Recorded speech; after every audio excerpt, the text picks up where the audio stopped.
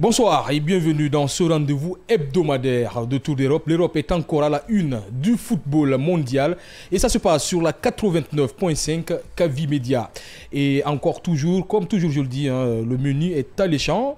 On va commencer par le Mercato en France, PSG, le mauvais coup du Barça avec Dembélé. Qu'est-ce qui se passe avec ce transfert que tout le monde pensait être bon? Et puis le grand rival du Real, la nécessité Mbappé réclamée par les médias madrilènes. Le Real Madrid s'est-il fait peur en vendant Karim Benzema? Et puis on va continuer toujours en Angleterre. Le feuilleton Cannes continue son épilogue.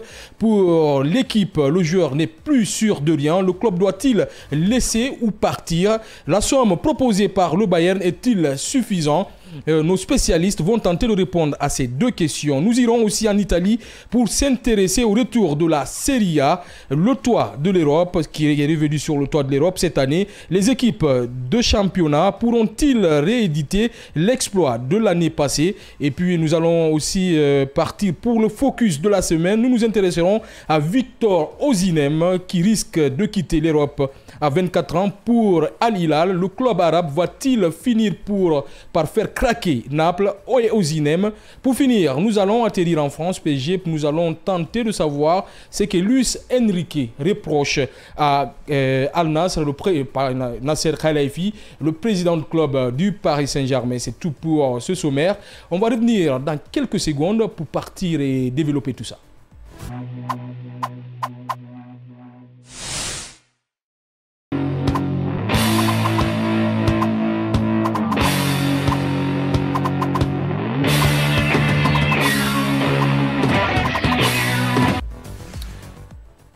Alors, pour tenter de répondre à ces questions, pour m'aider à animer aussi cette émission, je suis avec mon co-animateur, comme toujours, Amadou Mazor Diallo. Aujourd'hui, notre look pour Tour d'Europe du lundi. Ouais, c'est intéressant. On est en train de faire la promotion de la culture africaine. Hein. Donc, on n'est pas obligé tout le temps d'être habillé comme les autres, mais ceci c'est extrêmement important. Je pense que j'en suis sûr qu'aujourd'hui, les téléspectateurs et les auditeurs, ils auront du plaisir. Alors, le deuxième numéro. Oui, bien sûr. Alors, de l'autre côté, on a notre spécialiste du football espagnol. Je le redis comme ça parce que c'est aussi un supporter du Barça. Ou bien on est spécialiste dans le studio, Madia? Ici, on est impartial. On donne les infos. Quand il s'agira de donner les opinions, nous le ferons aussi. Merci d'être là avec nous. Merci bien, merci Et beaucoup. Passy Bangoura, l'autre spécialiste du football européen, pour nous aider avec le championnat français. Ouais. Bonsoir et bienvenue. Je passe par l'antenne. Je disais bonsoir. Alors on va continuer directement sans transition avec l'Espagne. Mercato PSG, le mauvais coup du Barça avec Dembélé présent à Paris depuis jeudi afin de finaliser son transfert au Paris Saint-Germain. L'ailier Ousmane Dembélé a été convoqué par le FC Barcelone ce dimanche pour participer à l'entraînement. Et pour côté du Barça, c'est pour obtenir assez d'argent du transfert, Amadou. Ben oui, ils en ont forcément besoin. On sait qu'aujourd'hui, la situation financière des Blaugrana, c'est un tout petit peu compliqué. Donc, il faut conserver Dembélé, il faut lui mettre en valeur pour que le club arrive à avoir assez d'argent. Parce qu'on a vu, ça les a tellement fatigués depuis le départ de Messi et tout ça. Ils ont eu des sérieux problèmes financièrement. Donc, ils sont en train de mettre en valeur le joueur, lui conserver tout à l'entraînement. Mais je pense que Dembélé, si c'était moi Dembélé, c'est le bon moment de quitter dans cette formation. Il n'a pas été chanceux avec le Barça tout le temps blessé. Il n'est pas constant, il n'est pas disponible pour les Blaugrana. Peut-être quand il change de club. Par ailleurs, il aura assez de chance. Mais pour le moment, Dembélé avec le Barça, c'est pas parce qu'il manque de talent, c'est un joueur petit de talent, mais ça arrive. Même le premier numéro de notre émission Tour d'Europe, on parlait des joueurs qui n'ont pas eu l'opportunité de progresser dans des clubs. On a pris l'exemple sur Naby Keita, on a pris l'exemple sur Thierry Henry, Good Johnson qui était parti dans cette formation des Blaugrana, ils sont passés à côté.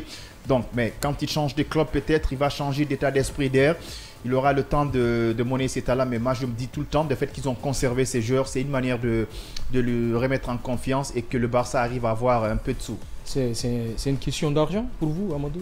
Ben, c'est une question d'argent, ils en ont forcément besoin. Sinon, le Barça a besoin aujourd'hui de recruter des joueurs de calibre. Mais aujourd'hui, les Blaugrana s'accentuent que sur les joueurs qui sont en train de former dans leur centre. On est en train de parler de jeunes Baldé, de Gavi et consorts. Mais ce n'est plus le Barça qu'on avait avant qui était capable d'acheter des grands joueurs. Donc il faut conserver le joueur pour élever un peu le quota du joueur. Ouais, 50 millions d'euros à partager avec le club qui doit l'acheter. 25 pour le Barça, 25 pour le Paris Saint-Germain. Ils doivent se distribuer le butin. Est-ce que c'est ça le problème? Il faut gagner assez d'argent côté Barça. Oui, le problème est d'abord pécunier, mais ensuite c'est une question de respectabilité du côté du Barça. Parce qu'en réalité, le joueur a été acheté pour près de 150 millions d'euros.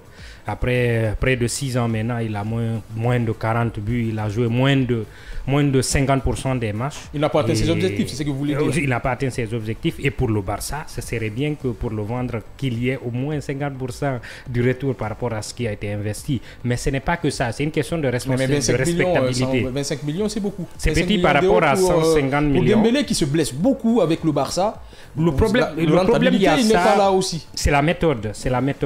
Il faut rappeler que l'année dernière, il devrait partir gratuitement. Ils l'ont prolongé, mais en gardant cette clause.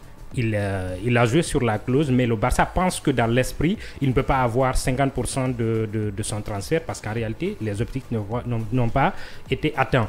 Mais il faut souligner que le Barça ne peut le retenir que jusqu'au 21 août de ce mois. Et ils vont tout faire pour le garder jusqu'à ce mois parce que Luis Enrique voudrait l'avoir pour se préparer pour la saison. Et le Barça va jouer sur ça, sur le temps. Alors Passy, le PSG a repoussé la visite médicale du Français parce que le Barça a retardé d'envoyer les documents nécessaires. Est-ce qu'ils ont le droit de le faire comme ça? Oui, ils ont le droit de le faire parce qu'il est important de savoir et connaître les dessous de ce transfert parce que se précipiter sur les choses, derrière il y a les sanctions FIFA ou UEFA qui vont sûrement tomber si le transfert n'est pas fait en bonne et due forme.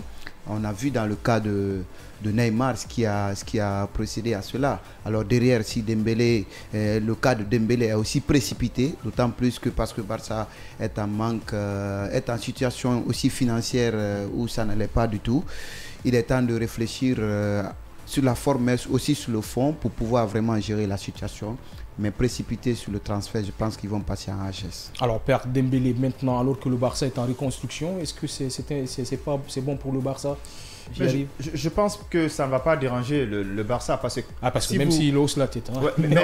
Moi, je suis d'accord avec lui sur ce point. Voilà, parce que si vous observez très bien le profil de ce joueur, c'est un joueur tellement individuel, c'est un joueur qui est capable de te prendre le ballon, partir en profondeur, exploiter ses qualités d'individualité. Aujourd'hui, le Barça a besoin des joueurs qui pratiquent le football à la barcelonaise au fait, parce que là, il faut conserver le ballon, il faut jouer en football collectif et l'entraîneur. Dembélé ne joue pas à la tiki-taka, le fait le Barça, pourtant il a beaucoup apporté sur le plan offensif. Donc, évidemment, il a apporté, en fait, il faut noter que Xavi lui préférait à beaucoup d'autres joueurs parce qu'il est sa pointe de vitesse, c'est ce qu'il appelle fréquemment un joueur différentiel. C'est-à-dire dans les face-à-face, il est l'un des meilleurs.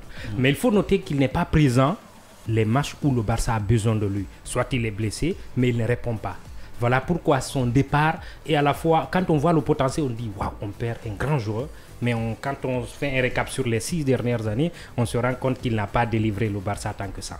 Ah mais ils ont besoin de Dembélé. Amadou, surtout sa pointe de vitesse. Il a beaucoup apporté au Barça. Ils en ont besoin. Vous savez, quand est-ce qu'on parle de la ligne offensive, c'est si au niveau du milieu de terrain, il y a une question de stabilité. Aujourd'hui, le Barça d'abord a besoin de stabiliser son milieu de terrain. Parce que si vous vous souvenez, depuis le départ de Xavi et de Iniesta, ils n'ont pas des milieux de terrain qui sont capables de stabiliser le jeu, calmer, alimenter la ligne offensive. Et c'est extrêmement important. Au niveau de la défense aussi, ils en ont forcément besoin.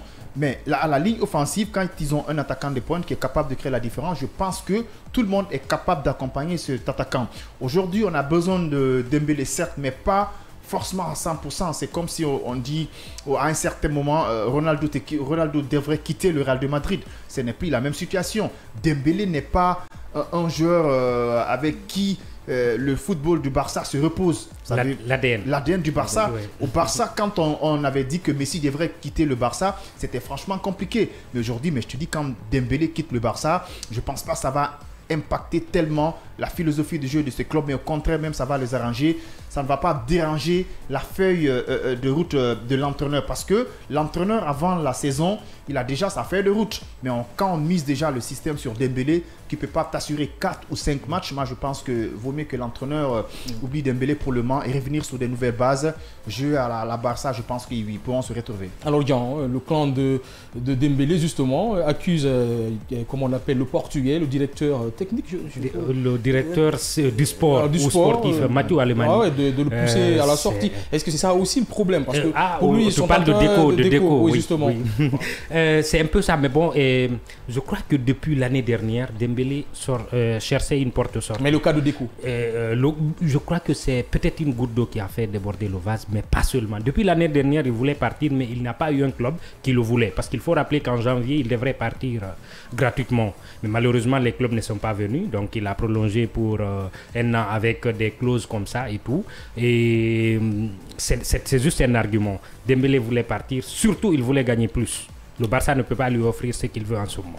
Alors, acheter Dembélé à 150 millions d'euros et le revendre après à 50 millions d'euros, est-ce que c'est une bonne affaire pour le Barça? Pas une bonne affaire, mais aussi on ne peut pas garder un joueur qui apparemment qui va peser sur le club en termes de salaire. Il vaut mieux se débarrasser, peut-être aller chercher un autre oiseau rare qui viendra peut-être faire l'affaire de Dembélé. Major vient de le dire tout à l'heure, c'est vrai, si vous prenez statistiquement le jeu du FC Barcelone, vous allez forcément impliquer Dembélé dedans. Mais à quand Dembélé est-il utile pour le Paris, comme disait tout à l'heure? Il est aussi important que des joueurs dans des clubs, il faut qu'il y ait en tout cas des timings qui peuvent vraiment apporter à 100% à ces différents clubs. Mais derrière, si Dembélé ne répond pas à ces critères, il vaut mieux le vendre à 50 pour ne pas aussi qu'il part sur... Oui, allez-y. Je crois qu'il est déjà... Dembélé va partir. Le Barça joue juste sur le temps et sur le fait de gagner plus. Il ne fait pas partie des plans du Barça. Il fait partie des plans de Luis Enrique. C'est déjà connu. En fait, tout ce qui reste, c'est que le Barça en renvoie le document pour que le Paris Saint-Germain puisse faire les tests médicaux et tout. Mais il va partir. Le Barça ne compte plus, même quand tu le vois hier pendant l'entraînement, il était à l'écart. C'est parce qu'institutionnellement, il est tenu obligé de venir, sinon il n'allait pas venir. Côté parisien, Amadou, ça ne sera pas une bonne opération avec la reprise du championnat contre Lorient la semaine prochaine? Ah ben oui, vous savez, le Paris Saint-Germain en France, il n'y a pas d'inquiétude. C'est quand on part de la Ligue des Champions, ils vont se casser la tête. Que ce soit Lorient, Bevala ou Lens. Mbappé qui n'a pas la tête dans ce championnat, Neymar qui n'est pas à 100%, Messi qui est parti, une équipe qui est en train d'être reconstruite, Amadou. Est-ce que sans ce joueur-là, ils ne vont pas un peu peiner dans le jeu? Non, parce qu'ils ont un manque crucial de leader actuellement dans l'équipe. Ils vont s'en sortir. Vous savez, Lorient n'est pas le Bayern de Munich ou bien Arsenal ou Man City. C'est avec le championnat de France, ils ont des joueurs sur le banc de touche, ils ont des joueurs déjà dans l'équipe B et tout ça. Je pense bien l'entraîneur a des arguments solides pour le moment à placer pour entamer le championnat. Si c'est des clubs comme Lorient, ils sont à l'entame du championnat, même si on a des défaites, alors ça va le rattraper. Mais devant, je pense qu'ils vont prendre leurs responsabilités. Ça ne va pas tellement leur fatiguer. C'est l'entame du championnat. Avec les joueurs qu'ils en ont, ils peuvent quand même s'en sortir avec Lorient. Maintenant, au fur et à mesure que le championnat progresse, s'ils arrivent tout le temps à tâtonner là-dessus, ça va leur fatiguer, surtout dans l'excès de confiance. On a vu la saison dernière, c'était chaud entre le deuxième, le premier et le troisième, parce qu'il y avait Lens qui était là, qui était en train de mettre la pression sur le Paris Saint-Germain, et puis ils ont perdu des grands matchs qu'il fallait gagner. Donc c'est au président du club de prendre leurs décisions. Et surtout, le cas de Mbappé est en train de perturber complètement la feuille de route de cette formation. C'est une bonne opération pour le PSG ou pas? Oui et non, connaissant Paris Saint-Germain, ils ont eu des joueurs beaucoup plus grands et avec un potentiel beaucoup plus grand et tout, mais qui n'ont pas répondu. Pas plus jeunes, pas Neymar à sa venue plus jeune et Mbappé aussi la même chose. En fait, le problème est plutôt institutionnel. Dembélé, on peut le mettre dans le cadre d'un joueur comme Neymar. Le talent, il est fou.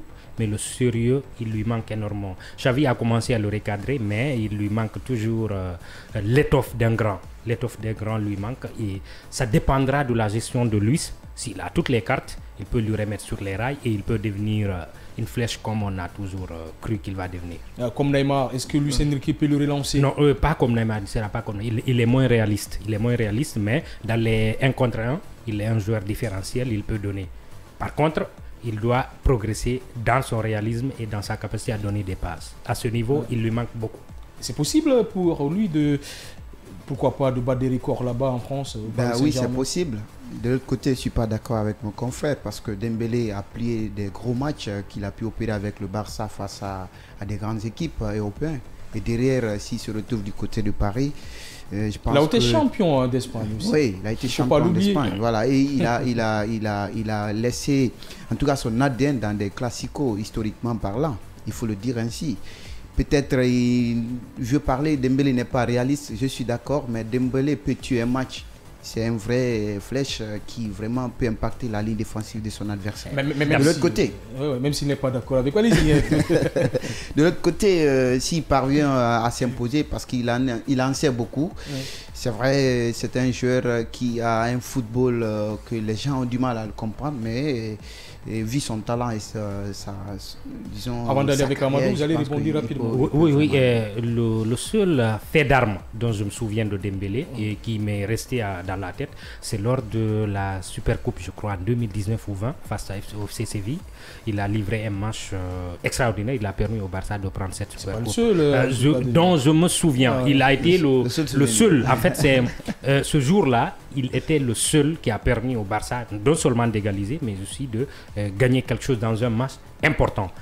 Classico, il dribble beaucoup, mais en réalité, ce que je vous dis, en termes de réalisme, des passes décisives et des buts dans les grands matchs, plutôt moi je me souviens de lui d'avoir empêché à Messi de marquer le 4e but face à Liverpool, qui nous aurait permis de se qualifier même en perdant de l'autre côté. Ça c'est un supporter qui parle. Amadou, rapidement, est-ce que Dembélé au Paris Saint-Germain peut être un joueur qui peut mettre 30 buts par an? Bien sûr, c'est possible parce que déjà, il a un volume de jeu assez très intéressant. Et surtout le niveau du championnat français, je pense, avec ses qualités d'individualité, il est capable de partir en profondeur et de créer la différence. Maintenant, aujourd'hui, l'objectif de cette formation parisienne, c'est pas seulement le championnat. L'objectif, c'est la Ligue des Champions. Ils ont perdu une finale au temps de Covid-19.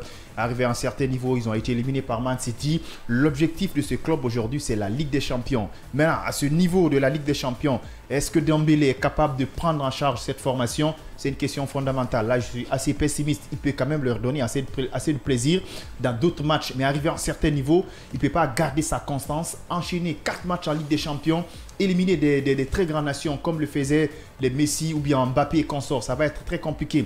Mais aujourd'hui, quand on arrive à observer la manière dont Dembélé joue, il a besoin d'un entraîneur qui va le recadrer un peu, qui va l'apporter quelques touches. Je prends un exemple aujourd'hui sur Van Nistelrooy. Van Nistelrooy, c'est comme ça il jouait. Individuellement, il peut te prendre le ballon avec ses qualités physiques, il part, mais au finish, il passe à côté. C'était un finisseur, Van Nistelrooy. Voilà. Mais il a été recadré par Alexandre Ferguson. Ouais. C'est Alexandre Ferguson qui a apporté, qui a apporté quelques touches à Van Nistelrooy.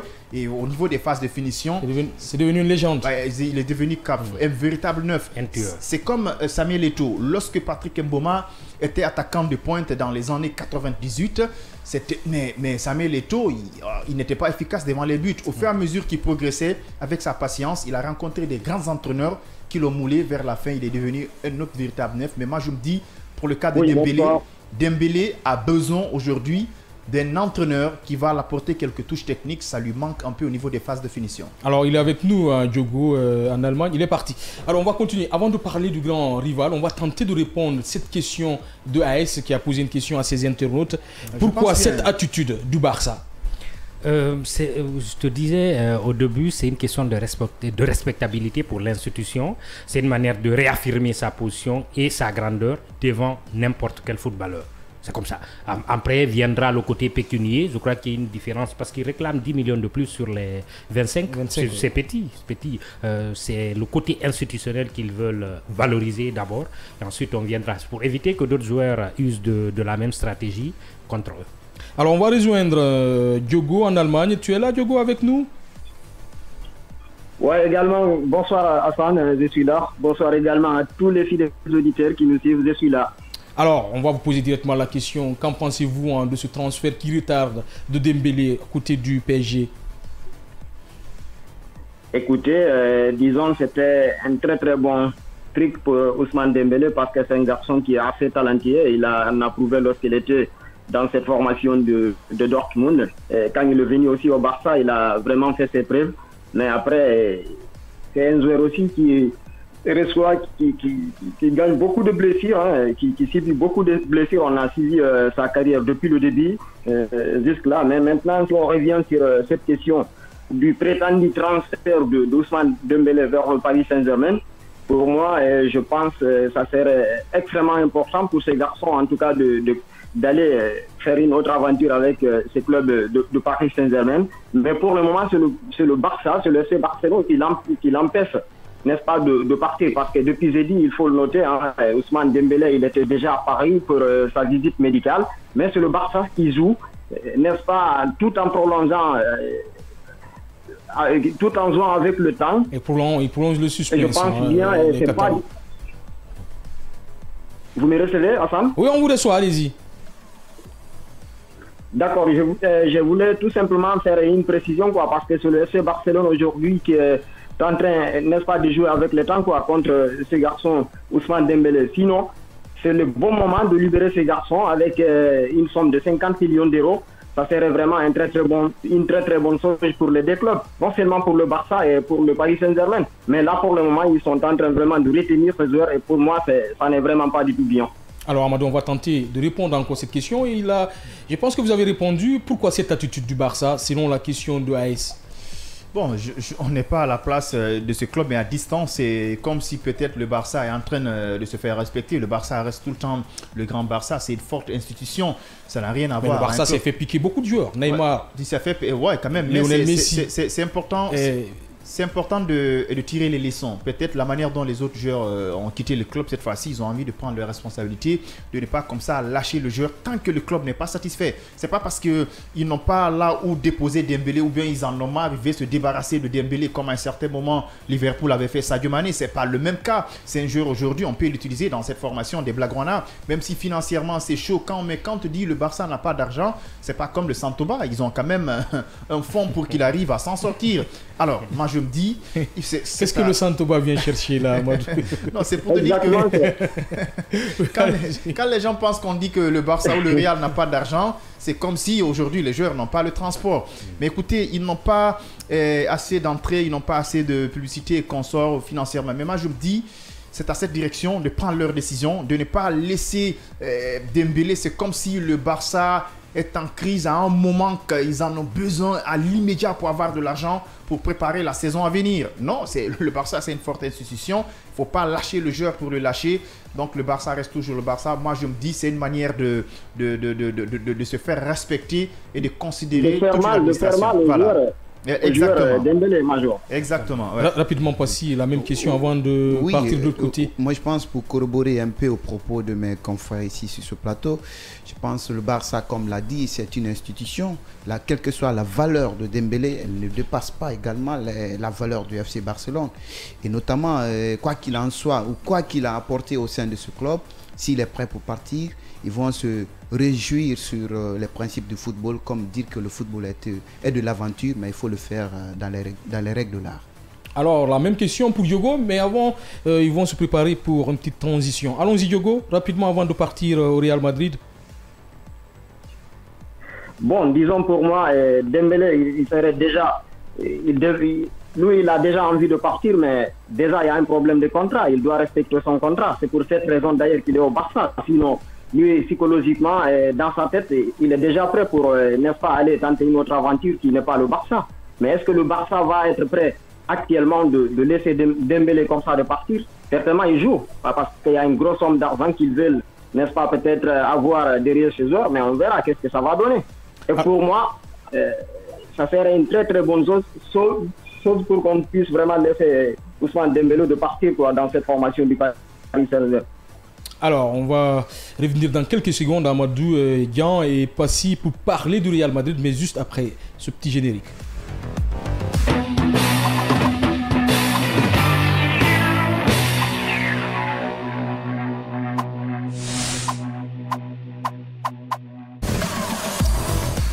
De retour dans ce studio. Alors Amadou, on va parler du Real Madrid. Mbappé réclamé par les médias madrilènes. Dessus par le niveau affiché par le Real Madrid lors de la préparation estivale. Les médias madrilènes ont activement milité ce jeudi pour le recrutement de l'attaquant du Paris Saint-Germain, Kylian Mbappé, sur ce mercato d'été. La fin de la préparation estivale du Real Madrid commence sérieusement à inquiéter en Espagne après des victoires face à l'AS Milan 3-2 et à Manchester United 2-0. Les merengues ont dessus contre le FC Barcelone 3-0, même s'il est en train de sourire, hein, monsieur Guian à côté. Et la Juventus Turin 3-1. La question est de savoir, est-ce que le Real doit obligatoirement avoir Mbappé dans ses rangs? Pas forcément obligatoirement, mais ils en ont besoin. Moi, je pense que le Real peut progresser sans Mbappé. Il y a tellement de jeunes joueurs qui sont en train de péter la forme. Mais aujourd'hui, avoir Mbappé dans un club, ça vous rassure, ça te remet en confiance. Mais sans Mbappé, le Real reste toujours le Real. On a vu des joueurs qui ont quitté le Real, qui auraient dû penser qu'après le départ de Cristiano Ronaldo, on ne peut pas voir un joueur qui est venu de nulle part, Karim Benzema, qui va se retrouver. Parce que depuis Benzema, on ne peut pas espérer sur Benzema à un certain moment. Même vous, les supporters des Merengues, si on disait que Benzema va quitter le club, et bien voilà, tranquille, tant pis, il n'a qu'à partir. Vous savez, ce sont des grands clubs. Ils ne manqueront pas de solutions. Il y a des cadres derrière dans ces clubs qui ne sont même pas sur le banc de touche et qui ne sont même pas connus. Ils ont leur philosophie, ils ont leur stratégie de maintenir le cap et de ces clubs. Alors, mais quand ils ont quand même Mbappé, voyant ce qu'il nous a donné en Coupe du Monde et en club et tout ça, les potentialités que ce joueur en a avec sa fougue, quand il vient au Real de Madrid, il va les apporter des surplus. Et aussi, c'est très bon pour le joueur. Si Mbappé est ambitieux, il a forcément besoin d'un ballon d'or ou avoir d'autres trophées. Je pense avec le Real de Madrid, il peut être à l'aise, il peut quand même grimper. Moi, je me dis c'est le bon moment que Mbappé se décide. Mbappé doit savoir quelque chose. Il n'est pas comme Messi qui a tout eu. Il n'est pas comme Cristiano Ronaldo. Ça lui manque des trophées aussi. Et puis, il est assez jeune. Il y a assez de temps derrière lui. C'est le bon moment de s'imposer. Parce que moi, je me dis actuellement, l'Europe est vierge. Le bilan contre le Barça. Il a Juventus Dian. Ça fait peur. En fait, voilà pourquoi je me posais des questions quand les supporters du Real disaient que la défaite ou les défaites face au Barça et face à la Juventus ne voulaient rien dire. Je leur ai dit clairement qu'il n'y a pas une défaite satisfaisante. On ne peut pas construire sur une défaite. Alors, la nécessité Mbappé, oui. Mais la nécessité est d'abord d'avoir un numéro 9. Il faut que Benzema soit remplacé. Quand tu vois le jeu, tu te rends compte qu'Ancelotti est en train de se perdre. D'abord, il a changé de système. Il n'a pas les hommes pour changer de système. S'il maintient le système avant, il n'a pas l'homme pour remplacer Benzema. Ils doivent, à défaut de Mbappé, ils doivent trouver un neuf. Parce que moi, je reste affirmatif par rapport à Mbappé. Mbappé finira au Real. Mais est-ce que le Real doit débourser 200 millions pour un joueur 225, ils sont à 225. Alors, mais dépenser plus de 200 millions pour un joueur qui n'a qu'un seul an de contrat. C'est pas réaliste. La question peut-être qu'on doit se poser, est-ce que laisser partir Benzema maintenant était la bonne solution? J'avais dit ça la fois dernière, c'était précipité. Je ne crois pas que le président soit préparé avant à se séparer. Le plan, selon moi, c'était que Benzema continue pour une année jusqu'en 2024 et en 2024 il quitte. Mbappé vient gratuitement, le remplacement aura été fait facilement. Mais le départ précipité de Benzema a changé tous les plans et maintenant le Real, tout comme Mbappé, sont obligés de faire ce qui devait être fait pendant l'année prochaine, cette année, et le Paris Saint-Germain ne veut pas faciliter cette chose. Alors, Passy, Madrid aurait-il tort de tout confier à Vinicius Junior? Oui, parce que Vinicius n'a pas la trame de ce que le Real veut dans la saison et lui seul ne peut pas le faire. Il faut aussitôt apporter des aides-actions qui viendront peut-être aider la ligne offensive de ce club du Real Madrid. Mais s'ils sont en train d'attendre aussitôt Mbappé, et Mbappé n'est pas encore sous fin de contrat du côté du Paris Saint-Germain, et si au cas où Mbappé ne parvient pas à débarquer au sein du Real, ça va encore compliquer la tâche. Alors, le projet de jeu qui est en train d'être développé par l'entraîneur, il faut le faire développer par ces joueurs qui a sous la main. Et évidemment, peut-être ça peut aller parce qu'il y a des joueurs, le jeune qui vient de la Turquie, que j'ignore le nom aujourd'hui. Trotan. Voilà, qui aussi est un joueur aussi très virevoltant, très véloce sur les côtés. Et peut-être quand il y a une complicité parfaite, entre, je vais parler de le Vinicius et ce jeune attaquant et d'autres qui vont peut-être s'accrocher vers la ligne offensive. Je pense que ça peut aller. Mais il ne faudrait pas que le Real soit beaucoup plus accentué sur Mbappé. Et si apparemment il ne parvient pas à signer, alors le projet sportif va encore aussi être plus compliqué qu'avant. Alors, je rappelle aux auditeurs qui peuvent participer à cette émission en nous écrivant des SMS sur le 620 54 54 64. Le 620 54 54 64. Comme ça, vous réagissez, vous posez vos questions directement à nos spécialistes. Alors, Diogo, on va partir avec vous.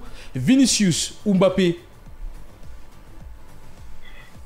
Moi, je pense que c'est Mbappé. Avoir un Kylian Mbappé dans un club, c'est extrêmement important parce que Voilà, il ne faut pas du tout regarder, n'est-ce pas, les petites rencontres. Il faut notamment penser aux différentes Ligues des Champions. À un moment donné, 8e de finale ou demi-finale de la Ligue des Champions, si tu as un joueur à la trempe de Kylian Mbappé, il peut vraiment créer la différence. Et je pense que ça serait extrêmement important pour cette formation du Real Madrid de capter, de pouvoir faire venir Kylian Mbappé au Real Madrid. C'est vrai que ça ne va pas être facile. Mais de l'autre côté, nous avons Kylian aujourd'hui, il ne se retrouve pas du tout avec cette formation du PSG parce qu'il y a eu de Bisbee avec, n'est-ce pas, le groupe du Paris Saint-Germain. Mais est-ce que l'entraîneur Luis Enrique qui aura vraiment la possibilité de pouvoir maintenir ce garçon? Est-ce qu'il pourra régler les problèmes que Kylian Mbappé aujourd'hui a dans cette formation du Paris Saint-Germain? C'est ce qu'on verra avec le début du championnat. Mais je pense que ce côté transfert, il serait extrêmement important pour le joueur qu'il est de pouvoir vraiment aller tenter une autre aventure, certainement avec, n'est-ce pas, ces clubs de Real Madrid qui est un club gigantesque, qui est un club vraiment qui a gagné beaucoup de titres. Et avec aussi l'expérience de certains joueurs qui jouent toujours là-bas, je pense que ça pourra vraiment lui apporter beaucoup de choses pour sa carrière. Alors Amadou, on va partir avec vous. Rossellou reste une solution pour le Real Madrid. Il y a aussi Rodrigo. Est-ce que ces deux joueurs ont 20 buts par année ou 30? Ben oui, moi quand même Rodrigo il m'a franchement épaté. Rossellou, c'est un joueur qui monte en puissance. Ouais, il monte, mais vieux. Oui, bien sûr, hein, il monte en puissance, mais ça va être très très très compliqué. Vous savez, il y a de ces joueurs, c'est pas seulement leur qualité de jeu qui est franchement appréciable sur le terrain, mais la présence de Mbappé face à une équipe adverse, ça t'influence psychologiquement. Quand tu as Mbappé, les défenseurs déjà, ils sont avertis. Aujourd'hui, j'ai affaire avec Mbappé, ça détruit l'adversaire psychologiquement. Et puis, Mbappé est capable d'apporter beaucoup de solutions au niveau de l'animation offensive. Mais il faut que le Real cherche un attaquant neuf, un attaquant points. Même s'ils en ont Mbappé, ils en ont forcément besoin. Parce que quand tu vois le profil de Mbappé, Mbappé ne peut pas te donner des satisfactions. C'est un joueur de vitesse qui aime prendre le ballon, voilà, dribbler, rentrer dans la surface, marquer des buts. Exactement. Mais à un certain, il y a de ces matchs où on ne peut pas voir Mbappé. Il y a de ces matchs, Mbappé, il reste complètement abstrait. Mais Benzema, à chaque instant, tant que on joue, à chaque instant, tu peux t'attendre à Benzema, il peut te créer la différence. Donc, ils n'ont pas les mêmes profils, ils n'ont pas les mêmes expériences, surtout en matière de comportement, l'emplacement sur le terrain et tout ça. Même si, voilà, Mbappé, il a la volonté, c'est un bon joueur, mais est-ce qu'il a l'expérience comme Benzema? Benzema a beaucoup galéré au Real de Madrid. Il faut que le Real change un peu sa politique sportive. Aujourd'hui, il ne peut pas avoir un attaquant qui va répondre à ses attentes comme une politique sportive qui marche très bien. Voilà, 3 fois champion d'Europe consécutif. Mais on ne peut pas dire que ça ne marche pas, Amadou. Mais à chaque départ, il galère. Regardez, à un certain moment, lorsque Cristiano Ronaldo... Mais après, il y a la Ligue des Champions, il y a le championnat, bien sûr, la Coupe du Monde des clubs. Lorsque Cristiano Ronaldo avait quitté le club, mais il n'avait pas un joueur qui avait le même profil que Cristiano Ronaldo, ils ont galéré assez d'années pour avoir des joueurs comme Vinicius et Rodrigo. Ils se sont penchés. Heureusement, Benzema est venu quand même s'adapter directement au niveau de l'animation offensive. Aujourd'hui, il faut que le Real de Madrid arrive à chercher notre attaquant de pointe en complicité avec Mbappé, ça va marcher. Mais s'il arrive à miser leur jeu sur Mbappé, je vous dis aujourd'hui, ça ne peut pas donner comme Benzema. Vous imaginez comment Benzema a fait qualifier le Real de Madrid en finale en Ligue des Champions? C'était pas possible, c'est incroyable. En quelques secondes, Benzema te tue un match. Mais on a vu Mbappé en finale de la Coupe du Monde. Il était complètement abstrait. Alors, la même question avec vous.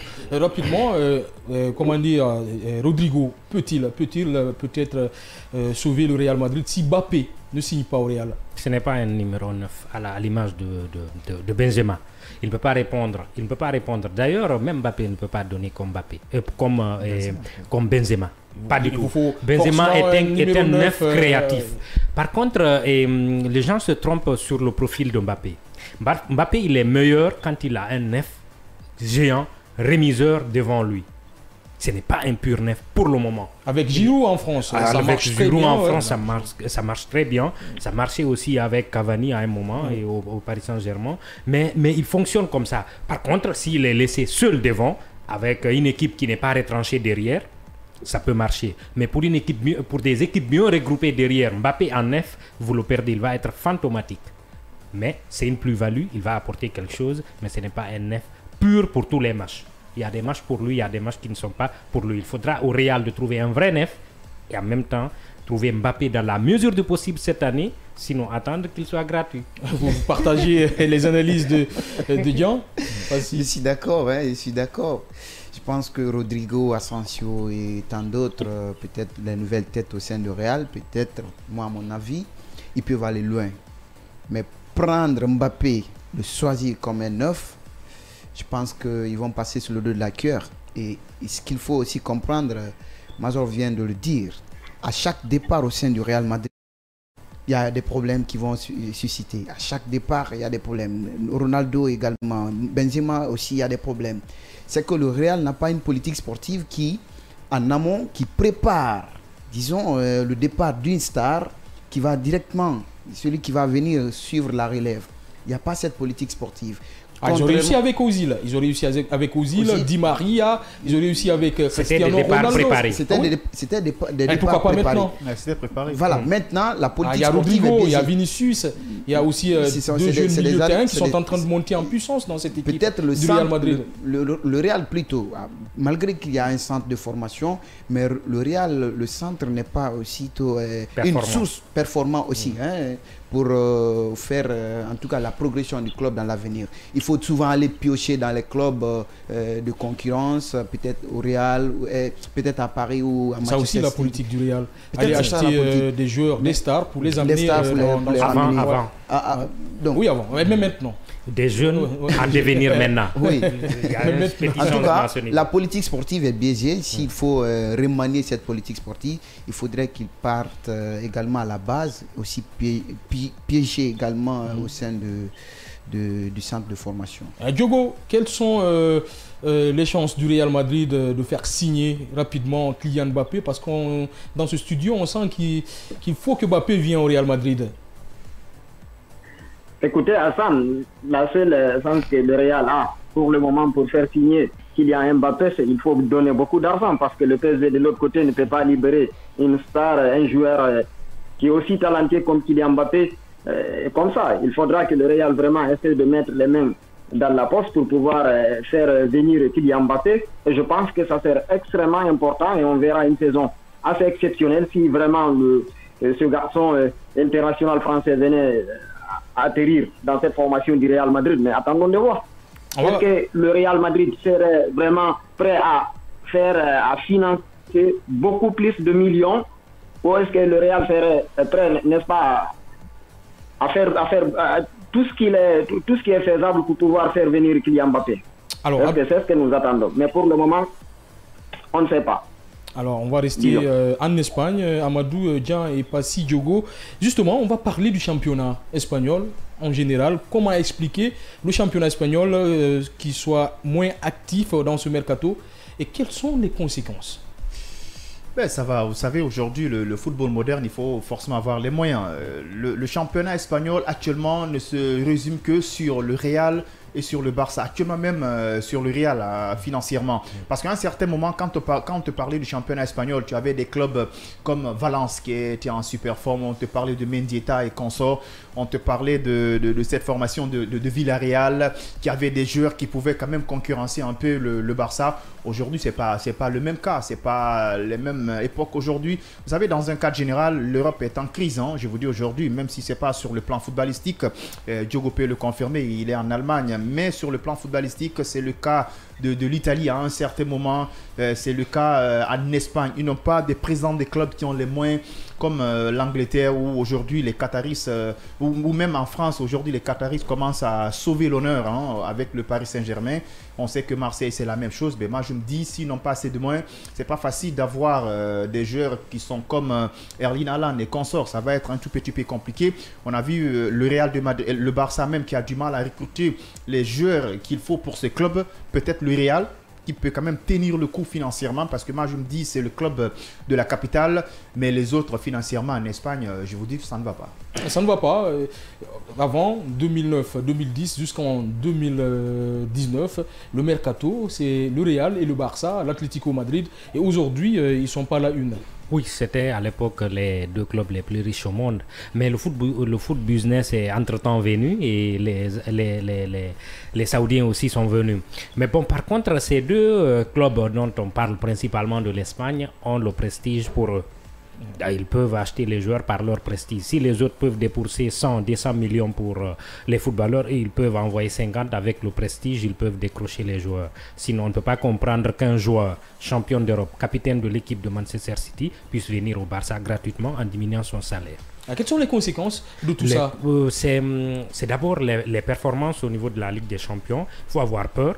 D'abord, les Anglais sont en avance, ça c'est sûr, c'est assuré. Il y a l'Italie qui revient. Les Italiens, l'année dernière étaient là et ils risquent de repasser devant parce qu'il y a les confirmations qui se font au niveau des clubs milanais d'abord. La Juventus qui revient, la Roma avec José qui revient et puis le champion d'Italie.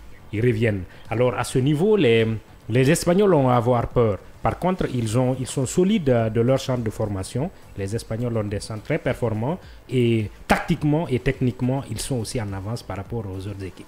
Même question pour vous, Passy, rapidement. Oui, je pense avec Harry Kane, il faut comprendre... Pas Harry Kane. On parle du champion espagnol. Hein. C'est ça. Ouais. Ah ouais, comment expliquer que ce championnat espagnol soit moins actif dans ce mercato et quelles sont les conséquences? Effectivement, il faut comprendre que les 5 grands championnats européens, il y a la concurrence qui s'installe. Et derrière, on a vu, comme vous l'avez dit, de 2012 jusqu'à 2019, c'est le championnat espagnol qui était à la une, où on voyait des grandes stars, et puis il y a la foule qui venait, et puis voilà. De l'autre côté, il y a l'Angleterre qui est en train de prendre en tout cas l'ascenseur. De l'autre côté encore, c'est l'Italie qui aussi est en train de bousculer. Même l'Allemagne qui est en train de bousculer la hiérarchie. Et derrière, vous avez compris, ça fait 2-3 saisons. Vous prenez la Ligue des Champions, c'est 3 clubs anglais, soit 2 Espagnols qui vont partir dans les 8e de finale ou en quart de finale, quelque chose comme ça. Donc cela veut dire que l'indice du football espagnol est en train de rabaisser, sur les autres cela est en train de progresser. Alors peut-être cela est dû à la politique qui se sont installées dans les différents championnats pour les faire développer. Même si on parle de la deuxième zone de l'Arabie Saoudite qui est aussi en train de faire quelque chose de très époustouflant. Mais il faut comprendre que les Anglais et les Italiens sont en train de venir en force. Alors Diogo, on va partir avec vous. Est-ce que ce n'est pas le départ des stars, Ronaldo, Messi, qui cause aussi ces problèmes-là au championnat espagnol? Ça pourrait être une explication, mon confrère Hassan, mais je pense que l'essentiel, c'est pas ça. Il faudrait vraiment que les entraîneurs, les présidents des clubs en Espagne essayent vraiment de se remettre en cause pour pouvoir rectifier le tir, parce qu'on a connu quand même un championnat espagnol qui est assez attirant. Pour le moment, ils choisissent les jeunes joueurs ou les joueurs choisissent d'autres championnats. Je pense bien qu'il faudra qu'ils essayent de rectifier certains tirs. Mais si on essaye de regarder, de suivre beaucoup plus ce championnat espagnol, il y a déjà beaucoup plus de centres de formation. Ils prennent vraiment ces jeunes joueurs, ils les revendent ou ils partent dans les autres championnats. Par exemple, le championnat brésilien, ils prennent là-bas des joueurs, ils s'envoient. C'est pas genre un championnat qui partent pour acheter un joueur 100 millions, 200 millions, 300 millions d'euros. Ils font pas ça. Ils partent dans les autres championnats, ils prennent des joueurs, ils les forment très bien. Ils les envoient ici pour faire les donner beaucoup plus d'expérience et pourquoi pas les revendre beaucoup plus cher encore. On a vu avec beaucoup de joueurs brésiliens qui sont venus dans des grands clubs espagnols, le Barça notamment et le Real Madrid. Mais bon, attendons de voir qu'est-ce que ça va donner pour le début de ce championnat, parce qu'on a suivi l'année dernière la Ligue des Champions jusqu'à la fin. On a vu que les Anglais vraiment, ils sont en train vraiment de s'imposer dans les 2 dernières années et on verra cette fois-ci si ça va être la même donne. Nous allons refermer le championnat espagnol. Il est l'heure de la crème, le championnat anglais, juste après ce générique.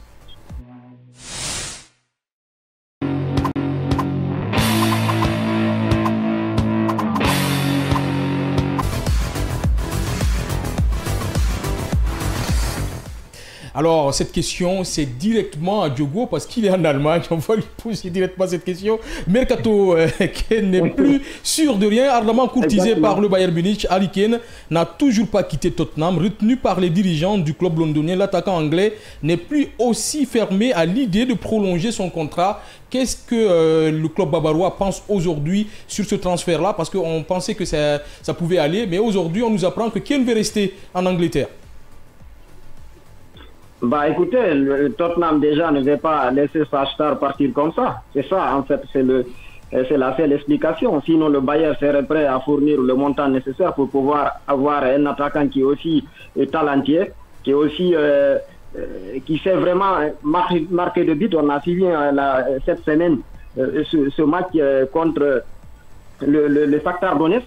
Ouais. Il a fait vraiment un quadruplé. C'est un attaquant qui est extrêmement talentueux, je pense bien. Mais si on voit aujourd'hui que Tottenham, même à travers son entraîneur, ils ont fait une déclaration soi-disant que pour le moment, il a un contrat avec le Tottenham et c'est pas du tout possible de laisser comme ça Harry Kane de partir vers le Bayern de Munich. Ah mais le Bayern est en train de pousser Diogo. Qu'est-ce qui s'est dit autour de l'Alliance Arena? Bah écoutez, le Bayern aujourd'hui est en train de pousser pour avoir Harry Kane, mais est-ce que Tottenham, le problème c'est au niveau de Tottenham, c'est pas au niveau de Bayern de Munich, parce que côté Bayern Munich, ils sont vraiment prêts pour pouvoir débourser quelle que soit la somme pour pouvoir avoir, n'est-ce pas, un attaquant comme Harry Kane. Mais est-ce que Tottenham serait prêt de l'accepter? Je pense bien que ça n'est pas vraiment possible, parce qu'on a suivi ensemble la conférence de presse de cet entraîneur. Il a estimé que pour le moment, il est au niveau de Tottenham. Il ne s'agirait vraiment pas d'une question de départ de Harry Kane pour le Bayern de Munich. Alors Amadou, ça sera au minimum 100 millions de livres sterling, soit 117 millions d'euros. Pour l'heure, le Bayern propose que 100 millions d'euros, un tarif loin de satisfaire le businessman londonien. Vous savez ce qu'ils ont oublié aujourd'hui, depuis que les Qataris sont venus en Europe, ils ont compliqué la situation. Ils ont mis la barre haute. Hein, voilà, ils ont mis la barre haute. Tant que tu n'as pas un président des clubs voilà, qui te vient du Qatar ou bien de l'Arabie Saoudite, ça va être très compliqué. Et quand on entend des trucs, des salaires pas possibles pour Sadio Mané et consorts, mais en tant que joueur, tu vas te dire, je suis en fin de carrière. Mais monsieur, on parle quand même de El Principe et Harry Kane. Voilà, on parle d'Harry Kane. Il est vers la fin, il n'a pas assez d'espoir que Tottenham peut-être va prendre la Ligue des Champions. En ce temps là où nous sommes, l'Angleterre ni la Coupe du Monde, ben voilà, pourquoi n'est pas parti chercher assez d'argent, ça se donne. Mais je ne pense pas que la direction de cette formation de Tottenham va commettre les mêmes erreurs que Liverpool. On a laissé Sadio Mané pour le laisser. Moi je me dis, il n'y avait pas de cause ni rien. Ils ont laissé Sadio Mané juste pour laisser Sadio Mané. Et Sadio Mané, il est parti en Allemagne, lui aussi. Il n'a pas réussi avec cette formation. Aujourd'hui, il est où? Il est en Arabie Saoudite. Peut-être le cas de Sadio Mané les a quand même donné forcément des leçons. Je ne pense pas que cette formation est tellement naïve pour laisser Harry Kane. Harry Kane n'a pas de problème avec l'administration. Dans un match amical à quelques microns du championnat, ton attaquant te plante 4 buts. C'est pas la peine de laisser ces genres d'attaquants. Moi, je pense que ce n'est même pas un débat. Il faut que le Bayern de Munich arrive à trouver d'autres pistes, mais il faut qu'il arrive à oublier complètement Harry Kane. Si le moment où il n'aime pas qu'on vende les joueurs. Hein, mais écoutez, Tottenham ne sont pas fous à ce niveau. Si Tottenham aujourd'hui te laisse Harry Kane, moi, je me dis que ce club n'a pas d'ambition. Alors, 100 millions, 117 millions d'euros. 60 millions de livres sterling, c'est beaucoup hein, pour Harry Kane. Non, c'est beaucoup, mais c'est raisonnable. C'est raisonnable. Vieillissant, Harry Kane. Vu le marché actuel, c'est raisonnable. Harry Kane est l'un des attaquants les plus complets. Moi, en termes d'attaquants complets, en ce moment, tu m'enlèves Benzema, tu enlèves Lewandowski, je l'amènerai en troisième position. En termes de niveau et de créativité, de capacité à aspirer les défenseurs. Laisser partir, c'est une erreur complet. C'était une erreur, mais il ne faut pas se leurrer. Le président de Tottenham est un président très dur en affaires. Le Real en sait quelque chose. Ouais. Quand il dit 100 millions, c'est 100 millions. Ouais. C'est-à-dire qu'il ne diminue pas. Lorsqu'il s'est agi de Bale, le Real il a dit 100 millions. Ils ont parlé. Tant que l'argent n'est pas déposé, il ne parle plus. Il est dur en affaires parce qu'en réalité, c'est qu'il est suffisamment riche. Il ne vend pas pour avoir de l'argent. Il vend parce qu'il est satisfait. Financièrement, le joueur répond à ça. Mais de l'autre côté, moi, les Anglais, j'ai peur quand il s'agit de sortir de leur championnat. Surtout quand ils ont atteint l'âge qu'il a là. Je pense que si un club anglais sortait pour Kane aujourd'hui, il accepterait, il partirait parce il a des visées. Il ne vise pas beaucoup de trophées maintenant. Il vise les statistiques. Être le meilleur buteur de l'histoire du championnat, être le meilleur buteur de l'histoire du championnat en tant qu'anglais. Il est à ce niveau. Il vise Rooney et Alan Shearer. c'est son objectif. Je pense qu'il n'est pas aussi omnibilé de quitter le championnat anglais en ce moment. Passy, Caen, c'est un joueur coté, il marque des buts. Le Bayern aujourd'hui en a besoin, ils veulent un remplaçant direct de Lewandowski. Est-ce que pour vous, il va signer au Bayern Munich? En tout cas, c'est un autre grand club européen, le Bayern Munich. Oui, déjà, Harry Kane avec... Et ça ne fait pas photo entre Tottenham. Oui, le Bayern Munich, c'est peut-être un club qui est taillé sur le talent et les qualités de Harry Kane. Mais il faut comprendre que les Bavarois, s'ils ont peut-être de pression pour coûte que coûte avoir Harry Kane, c'est parce que derrière, c'est un joueur clé qui a laissé un vide. C'est-à-dire, je vais parler de Sadio Mané. Comme Azor vient de le dire, ils ont laissé Sadio Mané pour ne rien. Et actuellement, ils sont à la recherche d'une pièce maîtresse, d'une pièce qui va vraiment venir combler ce trou, combler ces imperfections de la ligne d'attaque de cette formation bavaroise. Il y a les performances individuelles passives, mais aussi il faut gagner ces titres qui peuvent te mettre dans l'histoire du football. Il y a la Ligue des Champions, il y a le Ballon d'Or. Je suis d'accord, mais qu'est-ce qui peut aussi être, en tout cas, je vais parler d'une animation offensive d'un club, c'est parce que c'est quand les lignes bougent. C'est des secteurs de jeu là. Alors, est-ce que vous prenez la configuration de ce club bavarois? Est-ce que ils sont à la recherche d'un milieu de terrain ou à la recherche d'un défenseur? Non, mais c'est à la recherche d'un attaquant parce que c'est un attaquant qui a quitté. Donc, il faut coûte que coûte, le plus vite que possible, trouver quelqu'un, un remplaçant, une pièce maîtresse pour venir combler ces imperfections. Je pense que si ces dirigeants, parce qu'aujourd'hui c'est lundi, ils sont en train de se dépêcher peut-être pour aller retrouver ce club pour pouvoir vraiment mettre quelque chose sur table et puis concrétiser et puis officialiser. Pour que, nous, quand même, on est loin de l'officialisation, Amadou. On va partir avec Diogo. Non, pas maintenant, c'est ce que je suis en train de dire. Diogo, on va partir avec vous. Est-ce que le joueur va jouer la fidélité comme l'a fait Totti à la Roma ou bien Maldini à l'AS Milan? Ça a aussi une possibilité. Je pense bien. Cette saison, je pense qu'Harry Kane ne partira pas parce que déjà Tottenham le retient. Et ça ne serait pas facile pour lui de partir, même s'il y a déjà derrière une très grosse somme d'argent. Ouais. Déjà, ce n'est pas le Bayern Munich seulement qui a fait une offre. Il y a le Paris Saint-Germain de l'autre côté. Oui. Peut-être si... le Bayern est plus proche de se faire ce transfert-là. Il pourrait, n'est-ce pas, venir au Paris Saint-Germain. Je pense bien... Est-ce que Tottenham serait fou d'accepter de perdre un attaquant aussi talentueux actuellement? Alors qu'il y a la Ligue des Champions, il y a le championnat, il y a beaucoup de matchs. Donc je pense bien qu'ils ne vont pas essayer de le faire. Parce que déjà l'entraîneur l'a dit lors d'une conférence de presse que pour le moment, il joue pour Tottenham. Il ne va pas aller au Bayern de Munich. Il a déjà un contrat avec le club. Et je pense bien lui-même s'il essaie de réfléchir la situation que Sadio Mané a eu dans cette formation de Bayern de Munich, je pense bien qu'il ne va pas partir parce que Sadio a eu beaucoup de choses.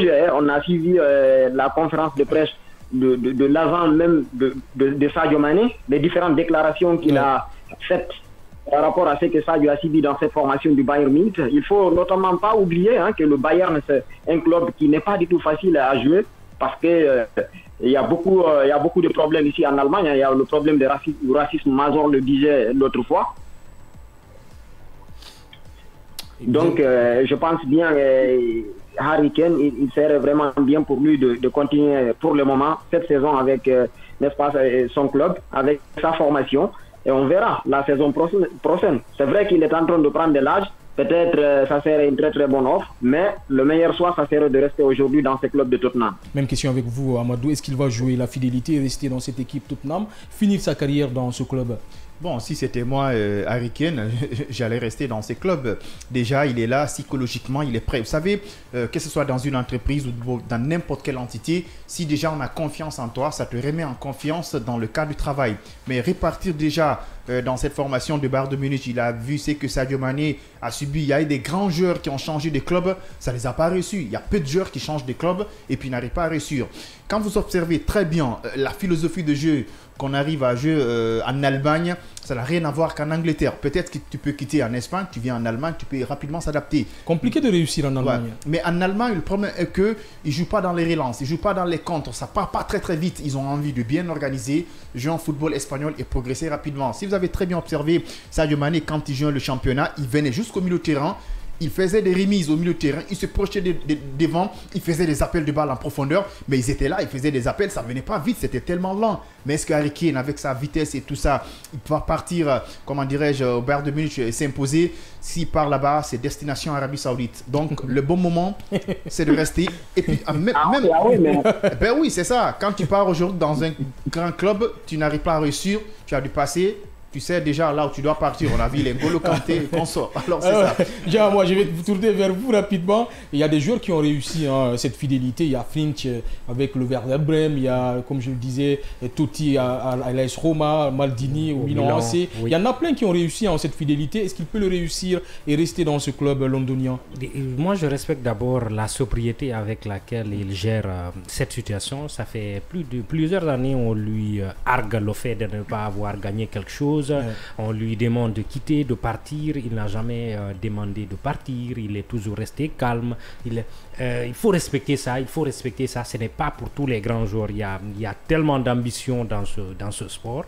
Les joueurs visent tellement gros, visent tellement grand, que quand un joueur reste fidèle à un club qui ne gagne pratiquement rien, en étant le meilleur à chaque année, il faut lui respecter. Et même récemment, j'ai entendu dire qu'il va respecter son club, son président, et il va respecter son contrat. Ça, c'est à respecter. Après, Passy, on va parler du Scudetto. Vous restez avec nous. Passy, la même question pour notre ami Baldé. La fidélité, la solidarité envers Tottenham, je pense que Harry Kane incarne déjà ses valeurs et puis il va les assumer, il va les respecter parce qu'il est extrêmement important. À partir de là, il s'est très bien illustré. Et puis derrière, s'il parvient à quitter trop tôt et puis aller s'infiltrer dans un autre championnat où il ne maîtrise pas d'ailleurs les paramètres, où il ne maîtrise pas les tactiques de jeu, ça va être encore beaucoup plus compliqué parce que l'adaptation serait encore plus difficile parce que le ton de jeu qu'il a, les valeurs qu'il incarne dans le championnat anglais est différent de celui de l'Allemagne. À l'Italie, juste après ce jingle.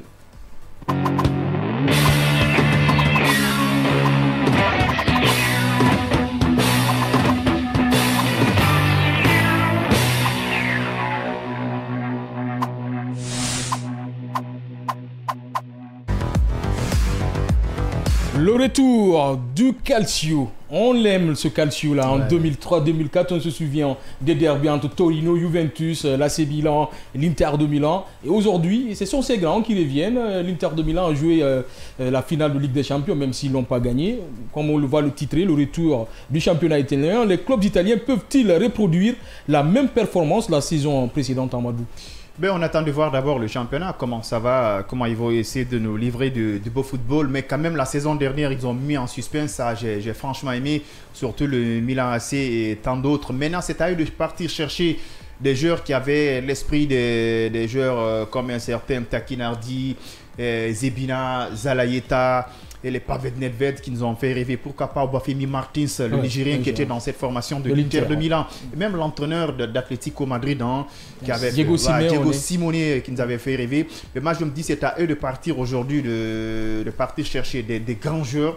Des joueurs qui ont de la qualité comme Erling Haaland, qui sont capables d'attirer assez de visibilité et assez de fans comme est en train de faire Messi aux États-Unis d'Amérique. C'est extrêmement important. Vous savez, l'arrivée d'autres joueurs dans un championnat, ça vous d'abord remet en confiance, ça apporte assez de visibilité au championnat, même si le joueur n'est pas productif. C'est comme un joueur Neymar. Quand aujourd'hui Neymar part en Italie, même s'il ne va pas leur donner la Ligue des Champions, mais en matière de visibilité et trucs, tout le monde, les yeux seront rivés sur le championnat italien. Maintenant, ils vont profiter du spectacle et tout ça et de la visibilité, de nous donner un championnat qui est en suspense. Et aujourd'hui, la Ligue des Champions, c'est extrêmement important. Le tournant du retour de ce championnat-là, Madou, c'est la venue de Cristiano Ronaldo, comme vous parlez de visibilité. Ben oui, bon, pas forcément ça. Même s'il a quitté le championnat. Ben oui, il a quitté le championnat, mais au niveau de la Ligue des Champions, ce n'était pas comme ça. Mais quand un joueur vient dans le championnat, la visibilité, elle est là. Maintenant, pour confirmer cette visibilité, il faut avoir un club qui est capable de concurrencer les autres clubs. On a vu aujourd'hui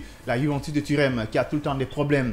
Milan AC, les joueurs ne sont pas stables, les francs caissiers ont quitté. Mais voilà, ils n'ont pas des clubs qui sont constants en Ligue des Champions. Au niveau des derniers carrés, Et on a envie de voir maintenant un club italien qui va te jouer la finale de la Ligue des Champions avec un joueur qui a pour ambition d'avoir un ballon d'or comme les Mbappé et consorts. Moi, je pense que ça va le relancer. Mais pour le moment, on attend de voir qu'est-ce qu'ils vont nous donner en Ligue des Champions. En matière de recrutement, en matière de mercato, le championnat italien ne tape pas fort comme en Angleterre ou bien en Arabie Saoudite. Ils en ont forcément besoin des grands joueurs. Le retrait des grands présidents du Milan, par exemple, est-ce que ce n'est pas aussi ça le problème de ce championnat? Oui, mais ça remonte à un peu longtemps. Ils ont su juguler ça. Voilà pourquoi le championnat avait un peu reculé à l'époque. Mais ils sont de retour. Il faut noter que l'année dernière, ils étaient présents dans les 3 finales européennes. Même si ils ont perdu toutes les 3. En loser. Et en demi-finale, ils étaient 2 en demi-finale de la Ligue des Champions. En loser? Deux Italiens. Oui. Si vous jouez 3 finales et vous perdez les 3, et c'est un loser. Et ce qu'il faut souligner, c'est que le championnat italien est en train de revenir et n'est pas seulement se compter sur un seul club comme ce fut le cas sur les 10 dernières années. La Napoli, l'Inter de Milan, la Juventus de Turin qui peine un peu, mais on connaît que c'est un grand club. Il y a l'Inter de Milan, il y a la Roma. Il y a le Milan aussi, le 5 Big Four. Oui, les 5 Big Four qui reviennent. Et c'est important. Avec ça, c'est possible de retrouver comme l'année dernière 2 dans le dernier carré, en espérant je n'espère pas déjà que les Espagnols se réveillent aussi. Mais les Italiens sont en train de revenir. Il y a un travail derrière parce que l'argent avait manqué avec le départ des anciens présidents. Mais ils sont en train de se reconstruire. Les clubs sont revendus à des actionnaires qui ont de l'argent. Et là, on est en train de revenir petit à petit. Les achats sont en train d'être faits, les formations commencent à produire quelque chose au niveau des grands clubs et le championnat risque d'être encore plus chaud que l'année dernière et ils vont essayer de faire mieux que l'année dernière, surtout au moins de prendre une des 3 coupes. Alors Yogo, on va partir avec vous. Pour vous, quel est le club qui va plus briller cette année en Europe? L'Inter de Milan, la Napoli, la Roma et pourquoi pas la Juventus de Turin. Ils se sont qualifiés en Ligue des Champions cette année, la Juventus? Non, pas du tout. Non. Alors, quel est le club qui va plus briller pour vous cette année? Bon, disons, espérons qu'on va toujours revoir une formation de Juventus de Turin qui avait vraiment... Mais pas cette année, en Ligue des Champions. En Ligue des Champions, je pense bien, on verra cette année l'Inter de Milan, qui était l'année dernière aussi bien parti, malgré qu'ils n'ont pas pu vraiment soulever la coupe, prendre cette Ligue des Champions. C'est ce que les uns auraient souhaité, mais bon, on verra cette année encore qu'est-ce que ça va donner. Mais si on revient sur le championnat lui-même, je pense bien, mon confrère vient de le dire, il y a l'argent qui manquait. Maintenant, là, il y a eu beaucoup plus d'hommes d'affaires qui sont venus au niveau des championnats, qui ont pris les clubs.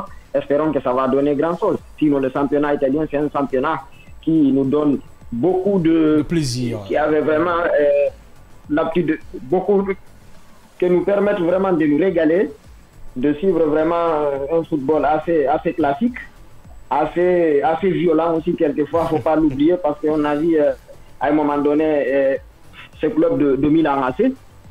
Mais bon, espérons que cette année, moi je pense bien, on verra l'Inter de Milan en Ligue des Champions encore, comme l'année dernière. Pourquoi pas aller prendre la Ligue des Champions? Parce qu'en matière de football, il y a toujours des surprises. Hein.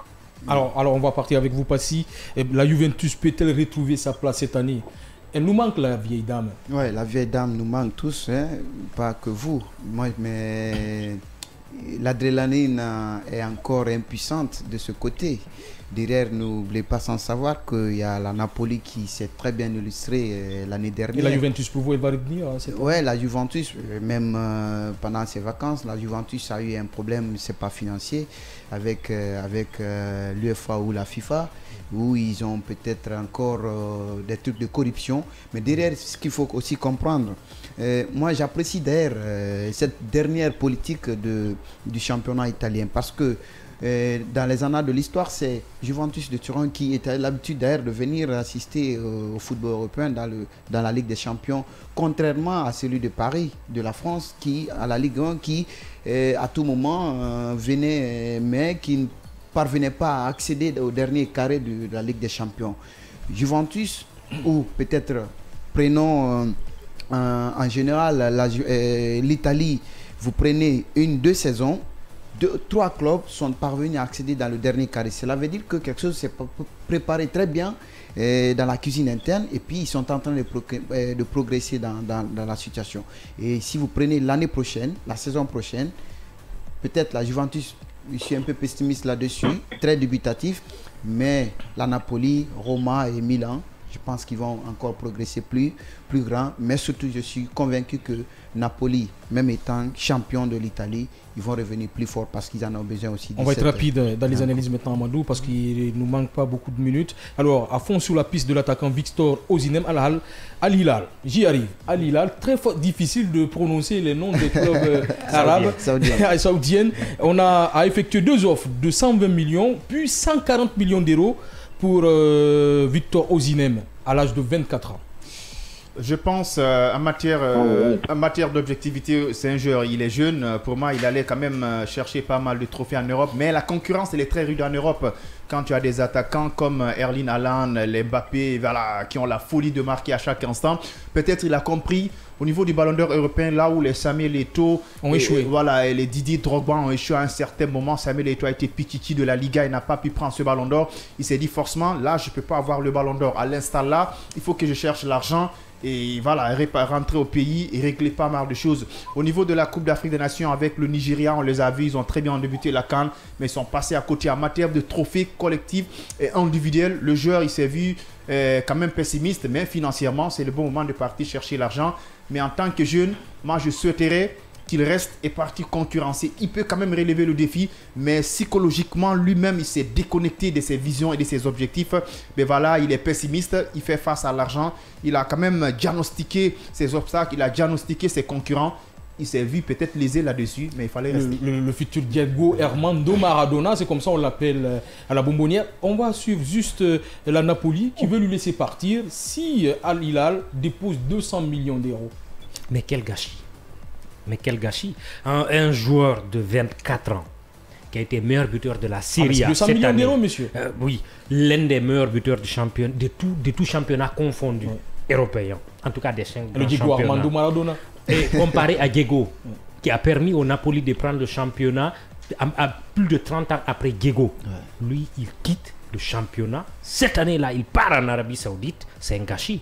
C'est un gâchis. Peu importe l'argent, il n'a que 24 ans. Il a tout l'avenir devant lui pour gagner cet argent-là. Et moi, je ne sais pas qu'est-ce qu'il lui a fait, peut-être, ou qu'est-ce qui va lui faire changer d'avis, mais dans mes compréhensions de l'année dernière, sa vision, c'était de progresser en allant dans un des clubs du championnat anglais, ensuite aller dans un des clubs, institutions comme le Barça, le Real, le Bayern, ainsi de suite, pour construire sa carrière et essayer de faire mieux que ses prédécesseurs, les Samou et les Didier. Mais aller en Arabie Saoudite, maintenant là, peu importe le montant, à 24 ans, c'est un gâchis. Alors Diogo, laissez partir Victor Osimhen maintenant à 23 ans alors qu'il plante des buts. Est-ce que c'est bon pour la Napoli? Est-ce que c'est bon aussi pour la carrière de ce jeune qui est en train d'exploser et tout détruire sur son passage? Pour moi, il y a deux choix à Hassan. Soit il va essayer de rester en Europe pour construire sa carrière et peut-être un jour aller dans le championnat saoudien, ou bien aller tout de suite là et aller gagner de l'argent. C'est à lui de choisir, je pense. Quand on est grand, on peut avoir de l'argent aussi.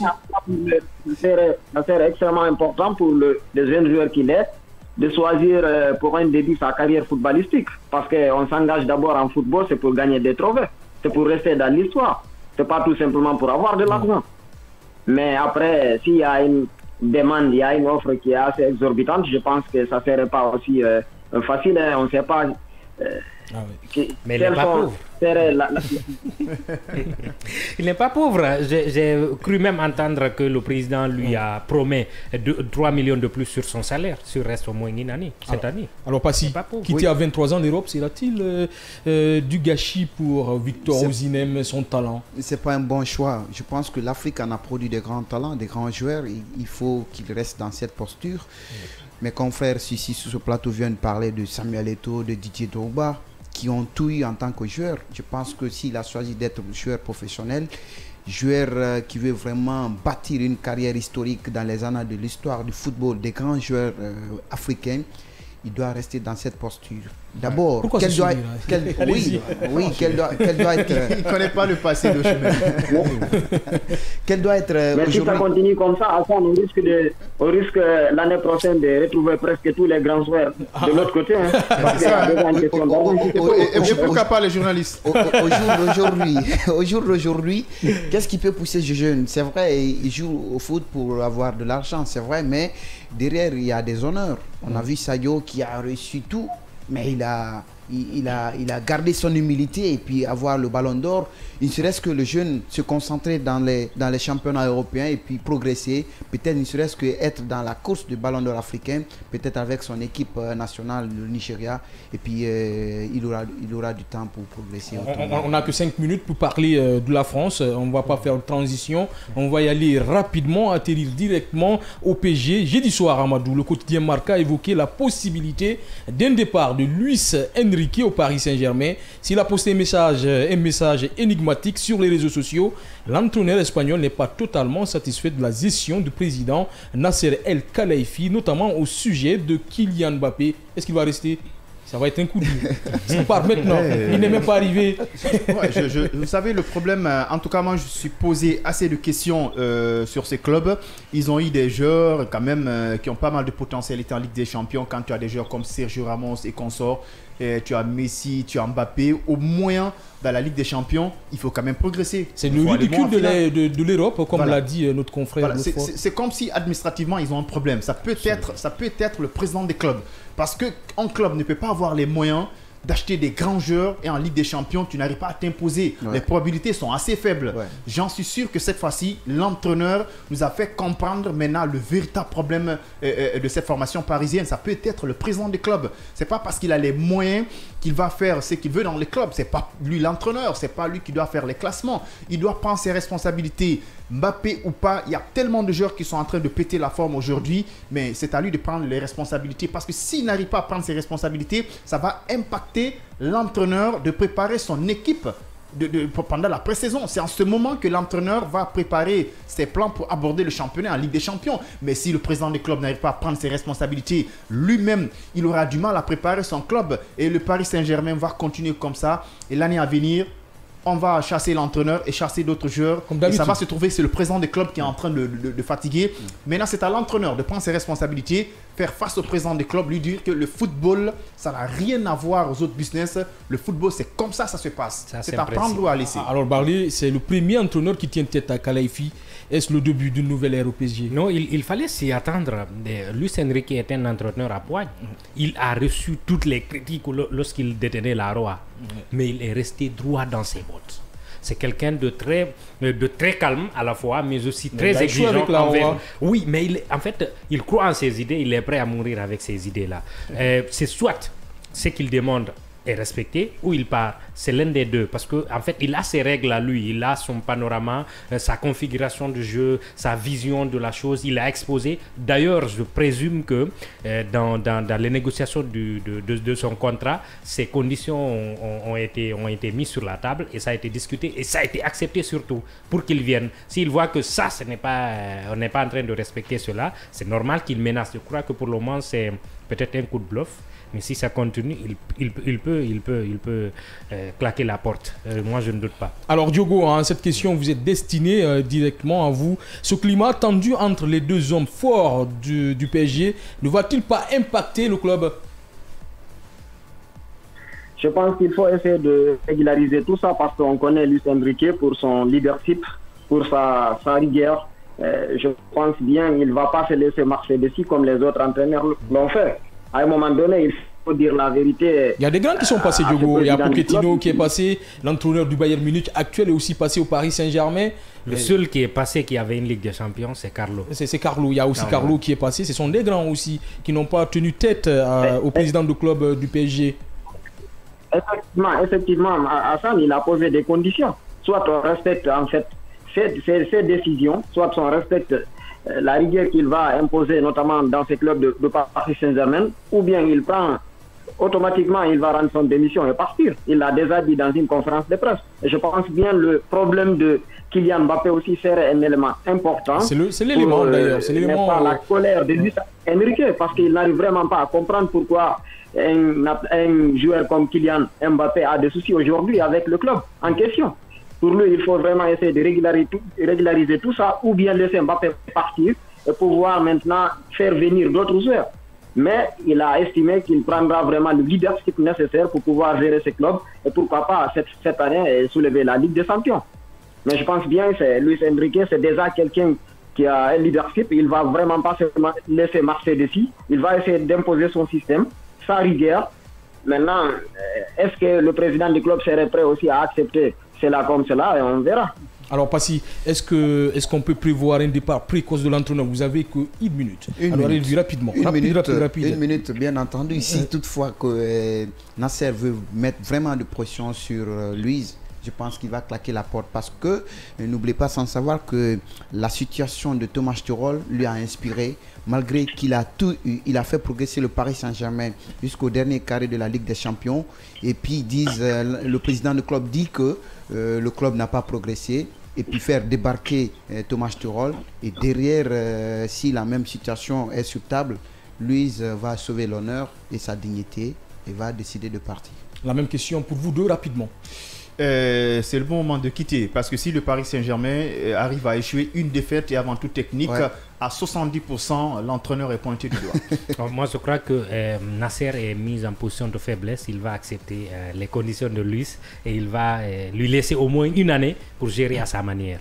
On a fait le tour du sommaire. Maintenant, on va partir rapidement avec les cartons pour clôturer cette émission.